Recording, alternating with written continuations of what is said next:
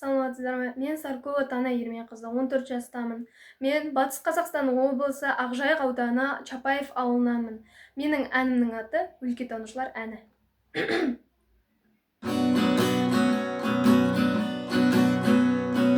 Тарихымды түгендеген жырлаған, жер қойнауын зерттеп сырын тыңдаған, өлкетанушы шежіресі шынайы, өткеніңді болашаққа жалғаған, өткеніңді болашаққа жалғаған.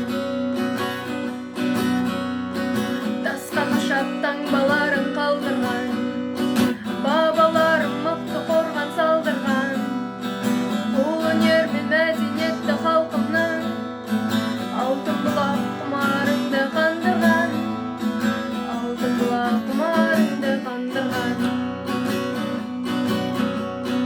Қай ауылда ертек аңызда болды,